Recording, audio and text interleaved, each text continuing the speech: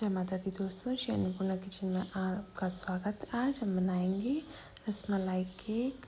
Rasmalai cake बनाने के लिए मैंने एक कप घी ले लिया है और एक ही कप मैंने दही ले लिया है और ये घर का घी है और मेल्ट किया। सारी इंग्रेडिएंट्स रूम टेम्परेचर पे हैं, किसी को भी मैंने गरम या ठंडा नहीं किया है। तो मैंने एक कप घी में एक कप दही डाल दिया है और आधे कप शुगर डाली, क्योंकि ये रसमलाई केक है तो मैं ज़्यादा मीठा नहीं करना चाहती बेस को। तो बेस को मैं एकदम लाइटिन रखूँगी और मैं इसलिए भी लाइटिन रखूँगी क्योंकि ये मेरी मदर इन लॉ का बर्थडे था, इसलिए बनाया था और उनको ज़्यादा स्वीट पसंद नहीं है, वो नहीं खाती हैं, इसीलिए मैं बेस को एकदम लाइट स्वीट रखा है, क्योंकि रसमलाई भी ऐड करेंगे अपन इसमें। अब इसको मैं इस तरीके से ब्लेंड कर लूँगी अच्छे हाथ से ही।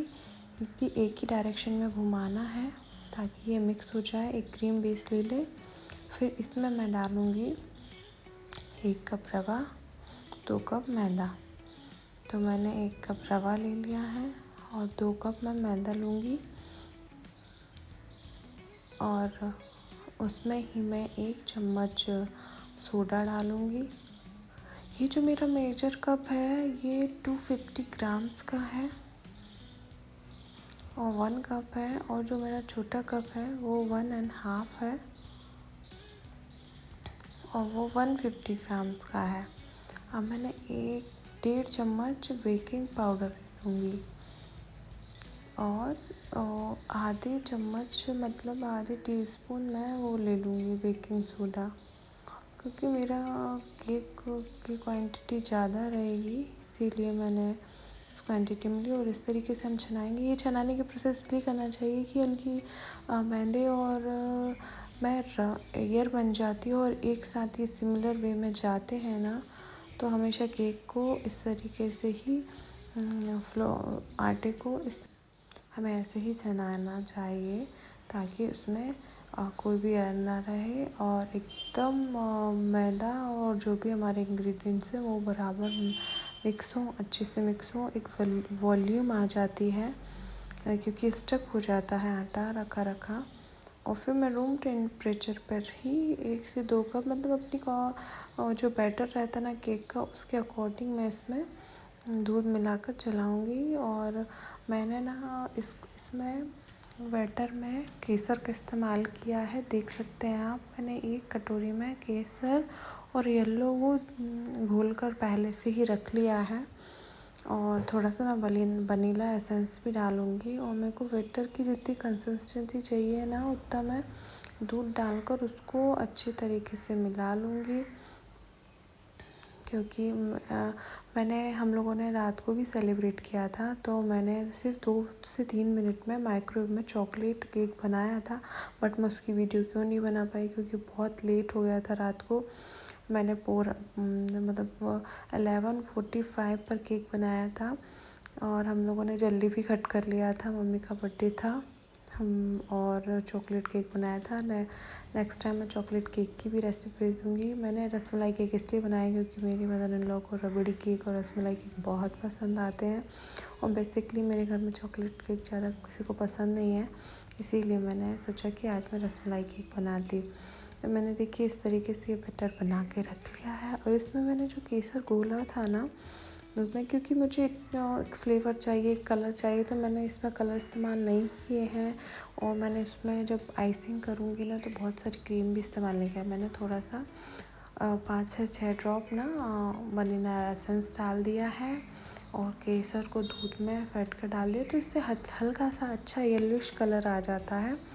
एक्चुअली क्या है ना, कलर मैं इसलिए इस्तेमाल नहीं करना चाहिए, अधिकतर मैं अवॉइड करती हूँ, लेकिन किसी चीज़ में है नीड तो ही डालती हूँ, क्योंकि कलर नहीं खाना चाहिए और स्पेशली बच्चों को तो नहीं, क्योंकि डॉक्टर्स मना करते हैं कलर खाने से बच्चों को थ्रोट इन्फेक्शन हो सकता है, उनको गले के जितने भी इन्फेक्शन होते हैं वो कलर से ही होते हैं। अब इस तरीके से मैंने ना मैं इसको माइक्रोवेव में नहीं बना रही हूँ, इसको मैं अपने गैस पर ओवन रख कर बना रही हूँ। बाटी का जो ओवन आता है ना उसमें बना रही हूँ और पहले मैंने एक तो पैन ले लिया है जर्मन का, उसमें घी लगाकर उसको आटे से अच्छी तरीके से ग्रीस कर लिया है और फिर मैंने उसमें सारा बैटर डाल दिया है और टैप करके उसको रख दिया है। इसको मैंने अच्छे से पूरा फिनिश कर दिया है, पूरा बैटर लगा दिया है और अब मैंने इसको एकदम सिमिलर कर दूंगी और मैं इसको रखूँगी। फ्री हीट कर लिया था मैंने बाटी का ओवन और उसमें रख दूँगी 45 मिनट्स के लिए एकदम लो फ्लेम पर। और फिर जब तक मैं इसका आइसिंग के लिए व्हिप क्रीम रेडी कर लूँगी, तो मैंने यहाँ 1 कप व्हिप क्रीम ली है क्योंकि मुझे बहुत ज़्यादा आइसिंग नहीं करनी है, क्योंकि बहुत मीठा मीठा आइसिंग हो जाती है। एक्चुअली क्या मार्केट से कभी लो तो 1-1 इंच की 2 इंच की लेयर आती है आइसिंग क्रीम की, लेकिन घर में अपन अपने हिसाब से लगा सकते हैं। मुझे सेल तो करना नहीं है, इसीलिए मैं अपने हिसाब से ही आइसिंग का इस्तेमाल करूँगी कि एक फ्लेवर मीठा भी आ जाए और ज़्यादा क्रीम खाने में भी नहीं आए। क्योंकि ये बेसिकली क्या होता है, मार्केट से जो भी केक आते हैं ना, उनमें क्रीम बहुत रहती है, बहुत मोटी लेयर रहती क्रीम की। तो मैंने बहुत कम ही क्रीम का इस्तेमाल किया था। इस तरीके से मैंने व्हिप कर ली है क्रीम और मैंने नीचे ना बर्फ़ की गंजी रखी है, उसमें तपेली में बहुत सारा बर्फ़ जमा लिया था, उसी के ऊपर कांच का बाउल रख कर किया है, तभी हमारी आइसिंग क्रीम अच्छी बनेगी। इसमें भी मैंने केसर डाला है। मेरी गुड़िया को बहुत अच्छी लग रही थी, तो वो बोलती मम्मी मैं थोड़ी सी आइसिंग क्रीम ले लूँ। तो एक स्पून से वो आइसिंग लेने भी लगी।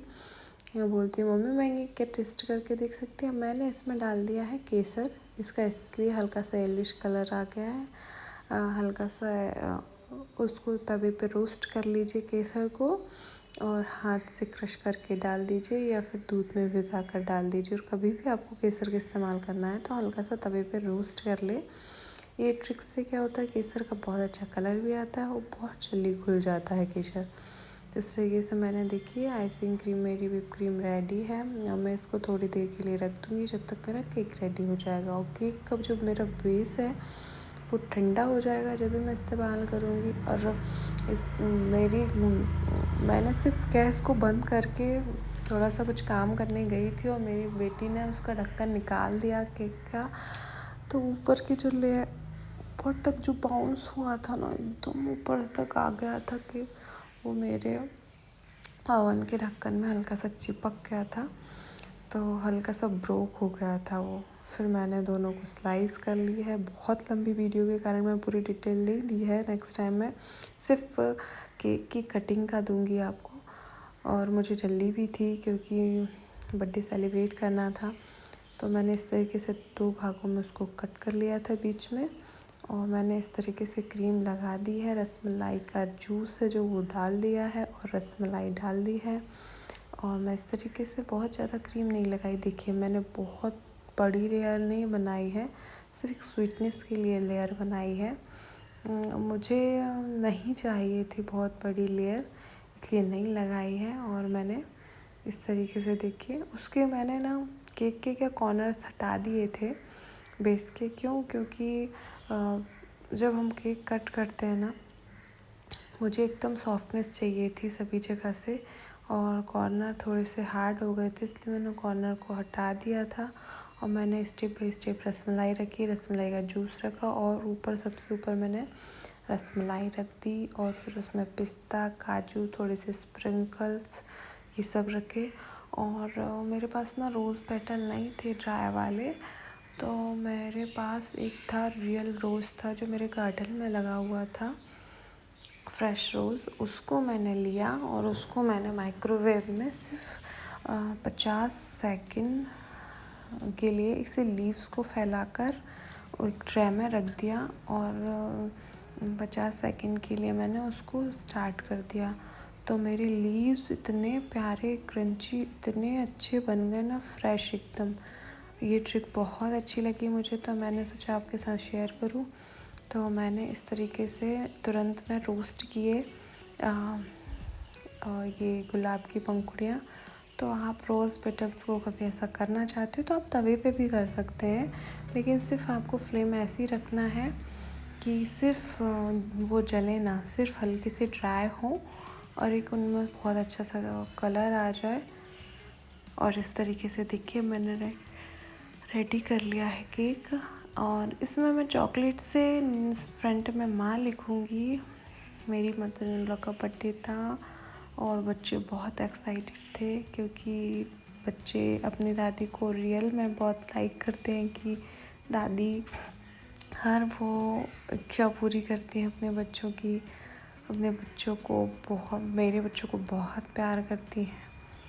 तो मेरी बेटी तो बहुत सुपर एक्साइटेड थी कि मम्मी दादी के बर्थडे पे मैं सरप्राइज़ दूँगी, केक बनाऊँगी। तो वो ऑल टाइम मेरे पास रही है और वो क्रीम का टेस्ट भी करती रही है कि मम्मी मुझे टेस्ट कराओ। फिर हम लोगों ने रात को बर्थडे सेलिब्रेट किया। मैंने चॉकलेट से माँ लिखा और मेरे बच्चों ने मैंने मम्मी को केक खिलाया और हम लोगों ने केक सेलिब्रेट किया। आपको रेसिपी पसंद आती तो प्लीज़ लाइक करें, शेयर करें, सब्सक्राइब करें। Thank you.